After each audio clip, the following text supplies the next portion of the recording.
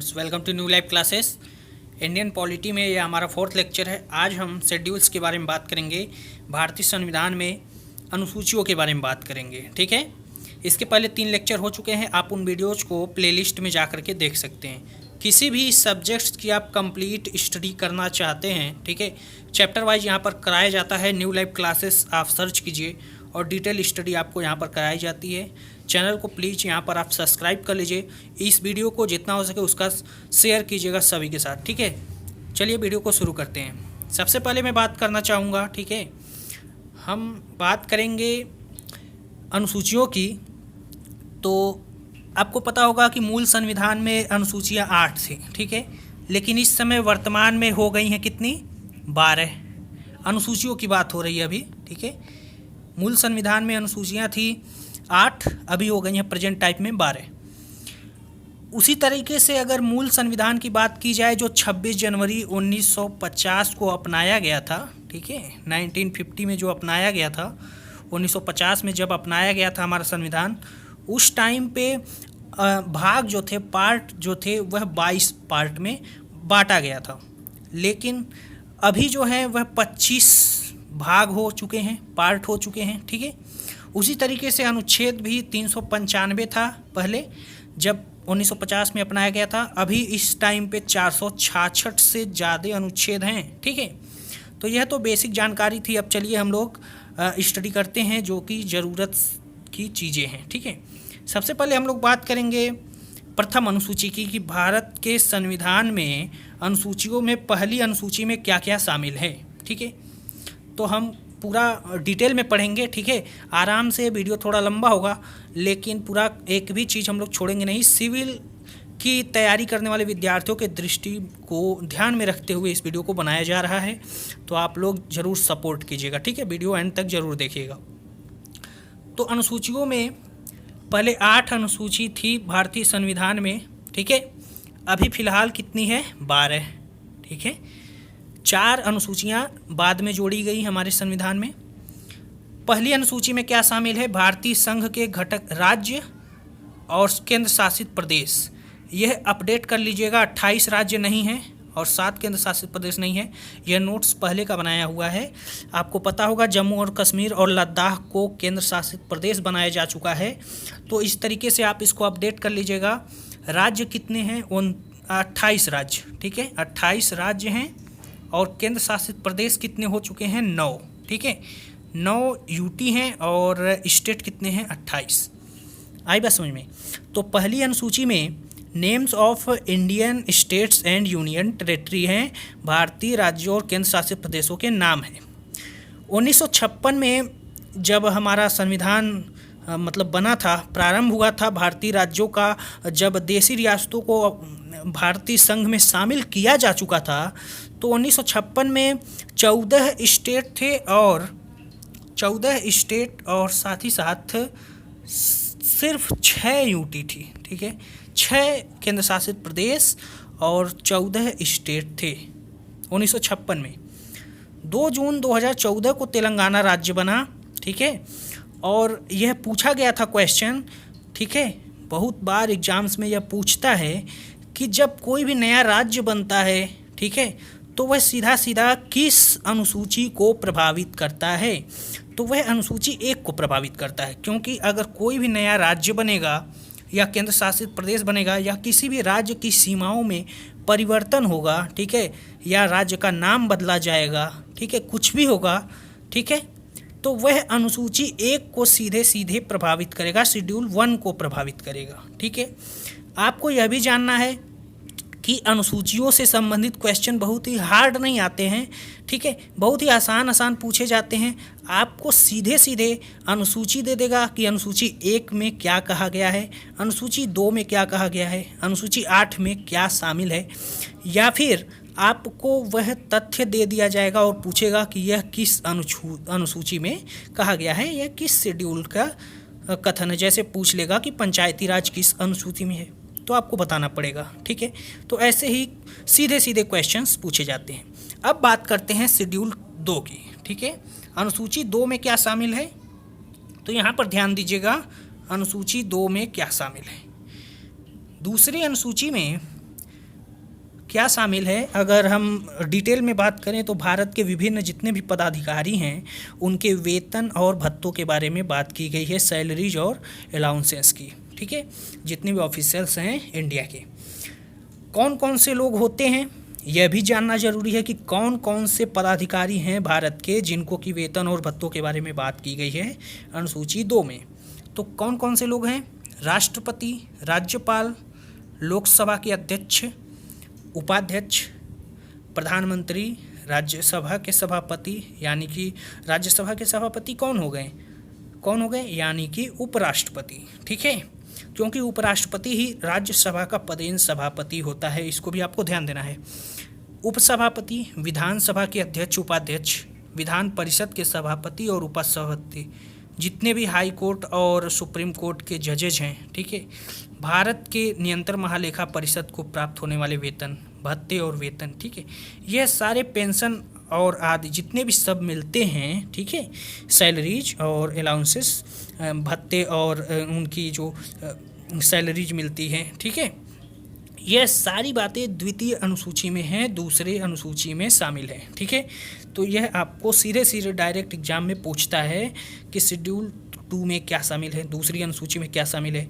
यह आपसे पूछेगा कि जो विभिन्न पदाधिकारियों को वेतन दिए जाते हैं या पेंशन दिए जाते हैं वह किस अनुसूची के अंतर्गत आता है, तो वह दूसरी अनुसूची के अंतर्गत आता है। ठीक है, आपसे यह भी क्वेश्चन पूछता है कि इन भत्तों को कौन देता है, कौन निर्धारित करता है। ठीक है, कौन इनको जो सैलरी दी जाती है, ठीक है, विभिन्न पदाधिकारियों को द्वितीय अनुसूची के अंतर्गत, तो इनके सैलरीज को कौन निर्धारित करता है, तो इसका आंसर होता है संसद। ठीक है, इनके जो वेतन दिए जाते हैं, भत्ते दिए जाते हैं, वह संसद निर्धारित करती है।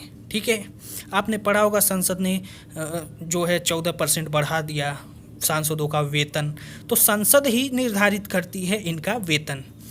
2 लोग होते हैं जिनका वेतन कौन निर्धारित करता है, राष्ट्रपति निर्धारित करते हैं। तो यह बहुत ही इम्पोर्टेंट क्वेश्चन यूपीएससी प्रीलिम्स में एक बार पूछा हुआ था।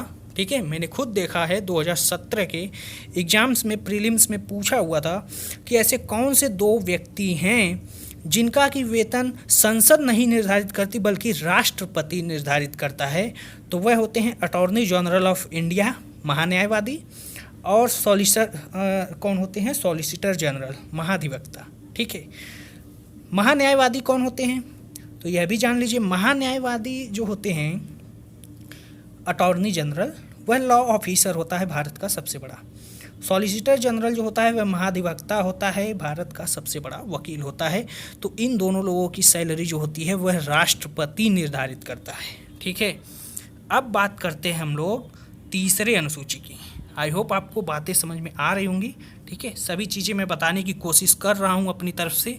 ठीक है, फिर भी अगर आपको कोई दिक्कत होगी तो कमेंट बॉक्स में चल के आप पूछ सकते हैं, उसका जवाब मैं दूंगा। ठीक है, अब बात करते हैं तीसरी अनुसूची में क्या क्या शामिल है। ठीक है, तीसरी अनुसूची में विभिन्न पदाधिकारियों जैसे कि राष्ट्रपति, उपराष्ट्रपति, मंत्री, जो जितने हैं काउंसिल ऑफ मिनिस्टर्स में जो शामिल हैं, ठीक है, और जजेज जो हैं, ठीक है, सुप्रीम कोर्ट और हाई कोर्ट के, वह पद ग्रहण करने के समय जो शपथ ली जाती है उसका उल्लेख किया गया है तीसरे अनुसूची में। ठीक है, तीसरे अनुसूची में इनके शपथ ग्रहण का उल्लेख किया गया है। यहाँ भी एक क्वेश्चन पूछता है, ठीक है, कि सभी पदाधिकारी तो शपथ ग्रहण करते हैं। आई बात समझ में, सभी पदाधिकारी शपथ ग्रहण करते हैं, लेकिन बहुत ही एक मज़ेदार क्वेश्चन बनता है यहाँ से कि ऐसा कौन सा पदाधिकारी है जो शपथ ग्रहण नहीं करता, ठीक है, और फिर भी पद धारण करता है। मतलब कि ऐसा कौन सा पदाधिकारी है जो शपथ ग्रहण नहीं करता और फिर भी पद उसको प्राप्त होता है, तो वह होता है लोकसभा स्पीकर। ठीक है, लोकसभा स्पीकर। ऐसा क्यों होता है? लोकसभा स्पीकर जो होता है वह शपथ ग्रहण नहीं करता। ऐसा क्यों होता है?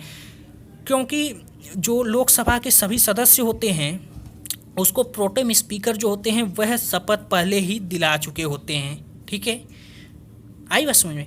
उसके बाद जो होता है उन्हीं सदस्यों में से, ठीक है, लोकसभा के मेंबर्स जो होते हैं एक को लोकसभा स्पीकर चुनते हैं। आई बात समझ में। लोकसभा स्पीकर कैसे चुने जाते हैं? लोकसभा स्पीकर चुने जाते हैं लोकसभा मेंबर्स में से ही एक व्यक्ति को चुना जाता है। तो उन्हीं सदस्यों में से लोकसभा मेंबर्स जो है एक सदस्य को लोकसभा स्पीकर चुनते हैं, और वह क्योंकि पहले ही शपथ ग्रहण कर चुका होता है, इसीलिए जब वह लोकसभा स्पीकर चुना जाता है तो वह शपथ ग्रहण नहीं करता है। आई बात समझे? तो यह बहुत ही इंटरेस्टिंग फैक्ट है। अब हम बात करेंगे अपने चौथे अनुसूची की, ठीक है। तो यहाँ पर पॉलिटी में बहुत अच्छे अच्छे क्वेश्चन बनते हैं, ठीक है। चौथी अनुसूची में क्या शामिल है? तो इसमें विभिन्न राज्यों और संघीय क्षेत्रों की राज्यसभा में प्रतिनिधित्व का वर्णन है। आपको पता होगा कि हमारा जो संसद है उसमें अपर हाउस और लोअर हाउस है, ठीक है। तो राज्यसभा और लोकसभा है। तो लोकसभा में जो सदस्य होते हैं, लोकसभा के जो मेंबर होते हैं, उसमें जो है हम लोग जनता खुद चुनती है, ठीक है। जो होते हैं लोकसभा के मेंबर, उसको जनता खुद चुनती है और वह लोकसभा में चुन करके जाते हैं, मनोनीत होते हैं, ठीक है। लेकिन राज्यसभा में ऐसा नहीं होता, ठीक है। राज्यसभा में स्टेट लेजिस्लेटिव असेंबली से चुन के जाते हैं, राज्य की विधानसभा से चुन करके जाते हैं। राज्यसभा के सदस्यों का आवंटन होता है, ठीक है, विधानसभाओं से, और यह होता है पॉपुलेशन के हिसाब से। जिस राज्य की जनसंख्या अधिक होगी उस राज्य की विधानसभा से राज्यसभा में अधिक सदस्य होंगे। जैसे यूपी की जनसंख्या अधिक है, ठीक है, यूपी की जनसंख्या सबसे अधिक है, तो यूपी से राज्यसभा में सबसे अधिक कितने मेंबर रहते हैं? 80 मेंबर, यूपी से अधिक मेंबर रहते हैं, ठीक है। उसी तरीके से जहाँ से सबसे कम पॉपुलेशन होता है, जिस राज्य में जनसंख्या सबसे कम होती है, ठीक है, तो वहाँ पर उस राज्य की विधानसभा से राज्यसभा के लिए सीटों का आवंटन कम होता है, ठीक है। तो राज्यसभा में हम लोग नहीं भेजते हैं, ठीक है, राज्य की विधानसभा से भेजे जाते हैं, राज्यसभा में सदस्यों का वहाँ पर चुनाव होता है, ठीक है। अब हम बात करेंगे शेड्यूल 5 की, ठीक है। पाँचवां अनुसूची में क्या शामिल है? पाँचवीं अनुसूची जो है ये बहुत ही इंटरेस्टिंग है, ठीक है। इसमें जो है ST/ST का प्रावधान किया गया है, ठीक है।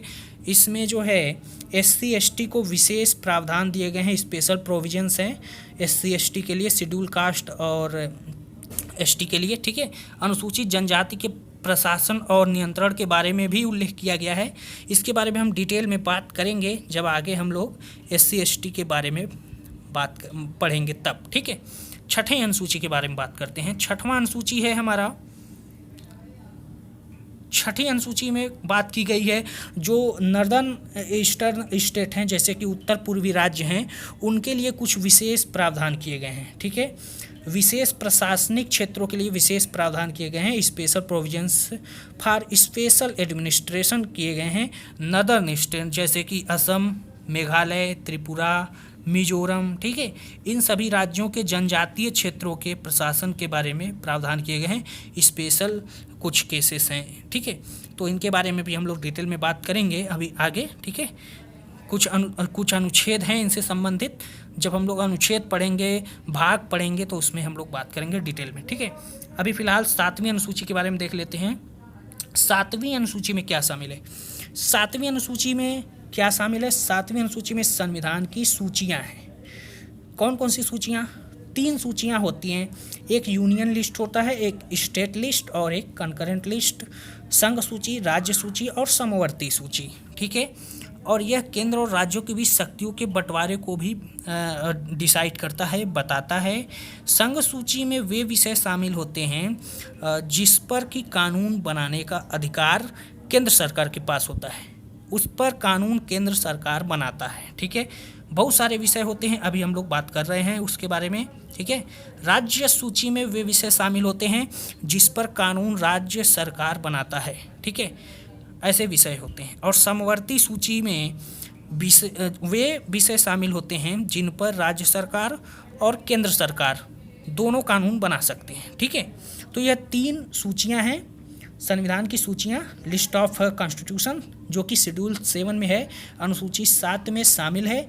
और इन सूचियों में जो भी विषय शामिल होते हैं, जैसे कि संघ सूची, तो उस पर केंद्र सरकार कानून बनाती है और इसमें लगभग 100 विषय शामिल हैं। ठीक है, स्टेट लिस्ट यानी कि राज्य सूची, राज्यों के पास इस पर कानून बनाने का अधिकार होता है और इसमें लगभग 61 विषय हैं।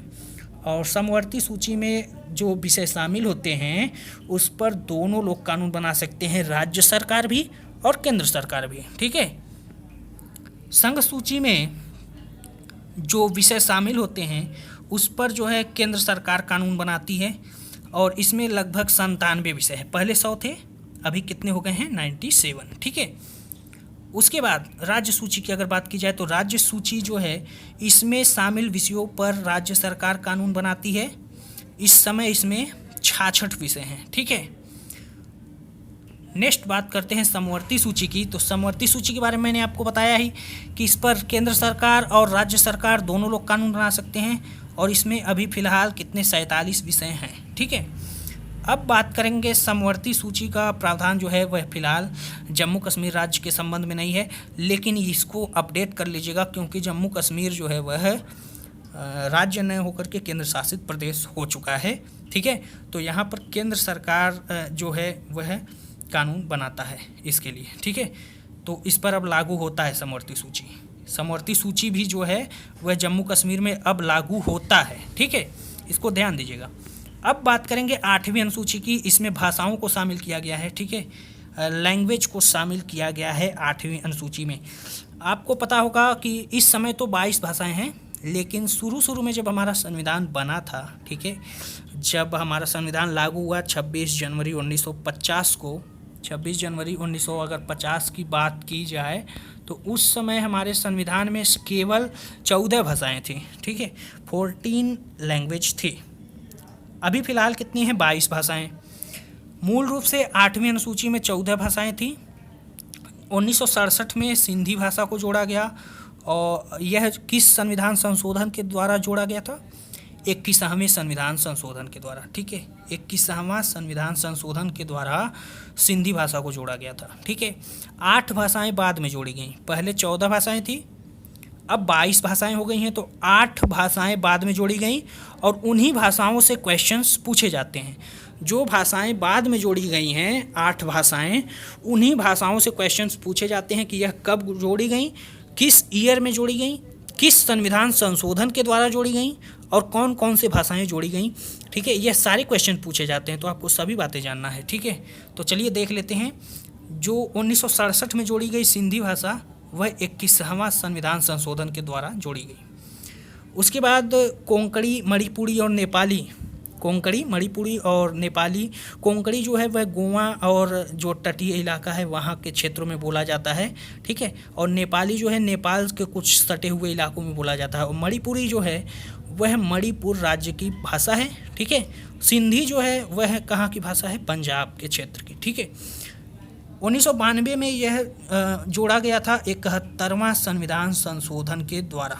ठीक है, सिंधी कौन कौन सी? कोंकणी, मणिपुरी और नेपाली 8वीं अनुसूची में शामिल किया गया। इसको 8वीं अनुसूची में शामिल किया गया इन सारी भाषाओं को।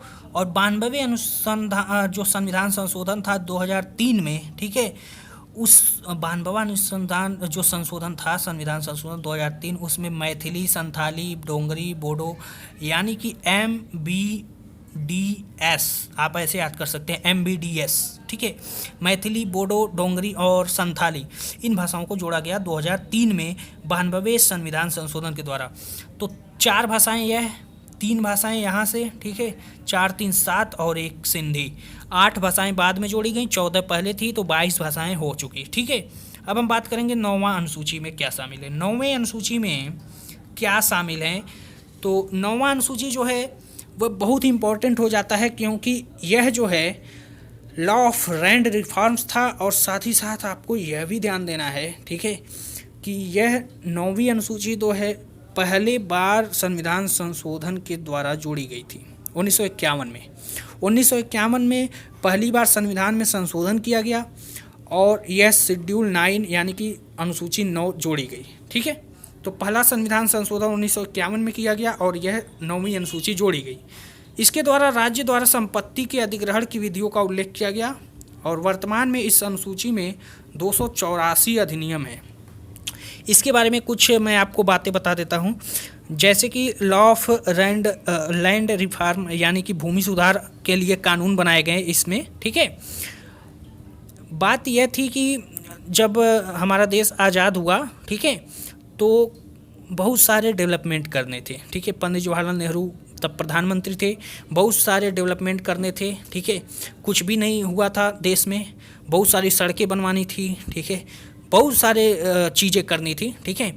फैक्ट्रियाँ चाहिए थी, ठीक है, उसके लिए ज़मीनें चाहिए थी, ठीक है। और ज़मीन जो थी वह ज़मींदारों के पास होते थे, बड़े बड़े किसानों के पास होते थे, और सरकार के पास कुछ नहीं था, ठीक है। सरकार के पास बहुत कम ज़मीनें थी। फैक्ट्रियाँ लगाने के लिए ज़मीन चाहिए होती हैं, सड़कें बिछाने के लिए ज़मीन चाहिए होती है, और वह ज़मीन ज़मींदारों के पास होते थे। सरकार ने जब कहा कि वह ज़मीनें आप हमें दे दीजिए तो उन्होंने नहीं दिया, ठीक है। 1950 में भूदान आंदोलन चलाया विनोबा भावे ने, ठीक है।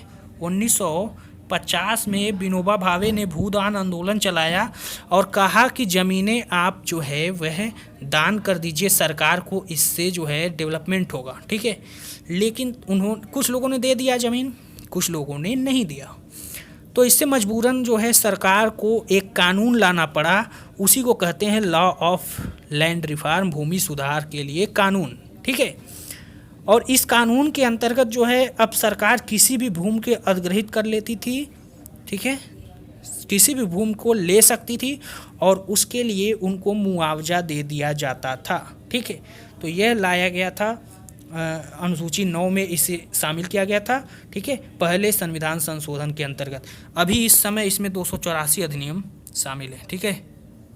अब बात करते हैं हम लोग, आई होप आपको समझ में आ चुका होगा, बहुत सारे इसमें फैक्ट हैं, लेकिन क्योंकि समय कम है, लेकिन जितना हो सकता है मैं आपको समझाने की कोशिश कर रहा हूँ, ठीक है। 10वीं अनुसूची में क्या शामिल है? 10वीं अनुसूची जो है वह दल बदल कानून से संबंधित है, ठीक है, दल बदल कानून से संबंधित है। और यह जो 10वीं अनुसूची थी वह 92वें संविधान संशोधन 1985 के द्वारा जोड़ा गया था, ठीक है। 1984 में इंदिरा गांधी की हत्या हो चुकी थी, ठीक है, और 1985 में प्रधानमंत्री कौन थे? उन्हीं के बेटे राजीव गांधी, ठीक है, राजीव गांधी जो कि कांग्रेस के थे, ठीक है, यह कांग्रेस के थे राजीव गांधी 1985 में। और यह कानून इन्होंने ही लाया था। क्यों लाया था? क्योंकि जब यह प्रधानमंत्री बने तो कांग्रेस के जो कुछ लोग थे, ठीक है, मेंबर ऑफ लोकसभा के जो मेंबर थे, वह लोग कांग्रेस छोड़ कर के अदर पार्टीज़ में जाने लगे थे, ठीक है। तो इसीलिए यह कानून लाया था राजीव गांधी ने, ठीक है। अब हम बात करते हैं 11वीं अनुसूची की, ठीक है। 11वीं अनुसूची की बात करते हैं। 11वीं अनुसूची में क्या शामिल है? 11वीं अनुसूची जो है उसमें यह लाया गया था 73वें संविधान संशोधन 1993 के द्वारा, ठीक है, 1993 के द्वारा लाया गया था यह, ठीक है।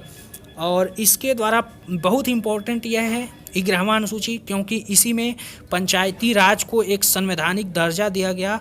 पंचायती राज को, जो कि पहले संविधान में शामिल नहीं था, अब इसको संविधान में शामिल किया गया, ठीक है। इसको पंचायती संस्थाओं को कार्य करने के लिए 29 विषय प्रदान किए गए। और देखिए, पंचायती राज के विषय में बहुत सारे क्वेश्चंस पूछे जाते हैं साथ, और यह सिविल सर्विसेज में एक अलग से विषय होता है, ठीक है, अलग से एक, जब आपको सिलेबस जारी होता है, सिलेबस जब जारी होता है आईएएस के एग्ज़ाम्स के लिए, ठीक है, तो आपने देखा होगा पंचायती राज का एक अलग से हेडिंग दिया रहता है, क्योंकि वहाँ से क्वेश्चन हमेशा पूछे जाते हैं।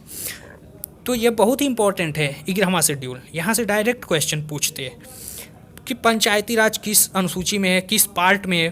तो पंचायती राज जो है वह 11वीं अनुसूची में है, और भाग कौन सा है? तो पार्ट 9A में है, ठीक है, भाग 9A में पंचायती राज है। और पंचायती राज है क्या? पहले जो थी यह स्थानीय स्वशासन था, ठीक है, उसमें यह शामिल था। यह संविधान में कहीं भी इसका वर्णन नहीं था, ठीक है, संविधान में यह शामिल ही नहीं था। स्थानीय स्वशासन की शुरुआत किसने की थी? लॉर्ड रिपन ने, जो कि एक वायसराय थे, ठीक है। और पंचायती राज जो है गाँव में काम करती थी, ठीक है, मतलब स्थानीय स्तर पर यह काम करती थी, ठीक है, जिसकी शुरुआत लॉर्ड रिपन ने की थी, जो कि एक वायसराय थे। लेकिन बलवंत राय मेहता की सलाह पर, बलवंत राय मेहता का नाम आपको याद रखना है, बलवंत राय मेहता की सलाह पर, ठीक है, पंचायती राज को और साथ ही साथ अभी हम पढ़ेंगे नगर पालिका को भी, जो कि 12वीं अनुसूची में शामिल है, इसी के जस्ट बाद, ठीक है, संवैधानिक दर्जा दिया गया, ठीक है, 1992 में 73वां संविधान संशोधन करके, ठीक है। तो इसको संविधान में शामिल कर लिया गया। उस समय प्रधानमंत्री कौन थे 1992 में? 1992 में जब यह 93 नहीं होगा, 93 दिया गया है बहुत सारी बुक्स में, लेकिन होगा 92, ठीक है। बलवंत राय मेहता की रिपोर्ट आई थी 92 में और पंचायती राज को शामिल किया गया और संविधान का भाग बना दिया गया, ठीक है। उस समय प्रधानमंत्री कौन थे? पीवी नरसिम्हा राव, पीवी नरसिम्हा राव, ठीक है, उस समय यह प्रधानमंत्री थे, ठीक है। इन्हीं के टाइम में 11वीं अनुसूची में इसको शामिल किया गया। अब हम बात करते हैं लास्ट अपना 12वीं अनुसूची, ठीक है। 12वीं अनुसूची में क्या है? 12वीं अनुसूची में भाई क्या है? 12वीं अनुसूची में आपका 12वीं अनुसूची शामिल की गई थी 74वें संवैधानिक संशोधन के द्वारा और इसमें नगर पालिका को शामिल किया गया संविधान में, ठीक है। जैसे कि पंचायती राज जो है वह पहले संविधान का भाग नहीं था, उसी तरीके से नगर पालिका भी, ठीक है, नगर पालिका भी पहले संविधान का भाग नहीं था, ठीक है, बस शहरों में काम करता था, ठीक है। लेकिन बलवंत राय मेहता की सलाह पर पंचायती राज को और नगर पालिका को संविधान में जोड़ा गया, संविधान में उसको स्थान दिया गया। तो बस इसमें 18 विषय हैं, ठीक है, पंचायती राज में 29 विषय हैं और इसमें 18 विषय हैं। यह भी स्थानीय स्वशासन के संस्थाओं के लिए कार्य करता था, ठीक है। और स्थानीय स्वशासन की शुरुआत किसने की थी? लॉर्ड रिपन ने, इसको भी आपको ध्यान देना। तो यह जो 12वीं अनुसूची है वह किससे संबंधित है? नगर पालिका से, ठीक है। आपसे पूछा जा सकता है किस पार्ट में है, तो पार्ट जो है वह नगर पालिका का वह है 9B, ठीक है, 9 के बी में, भाग 9B में जो है वह नगर पालिका है। पंचायती राज किस में है? 9A में, ठीक है। तो आई होप आपको वीडियो पसंद आया होगा। आज के लिए बस इतना ही, सभी शेड्यूल्स को हमने पढ़ लिया है, ठीक है। इस वीडियो को आप 2-3 बार देखिएगा तो पूरा डिटेल में आपको समझाया गया है, ठीक है। कोई भी चीज़ मैंने अपनी तरफ से छोड़ा नहीं है, ठीक है। और इसको पसंद आया होगा तो लाइक कीजिएगा, कमेंट में अगर आपको कुछ डाउट्स है तो उसको आप वहाँ पर पूछिए, ठीक है। और इसको शेयर कीजिएगा सभी के साथ। चैनल पर नए हो तो सब्सक्राइब कर लीजिएगा। मिलते हैं नए वीडियो में, तब तक के लिए धन्यवाद।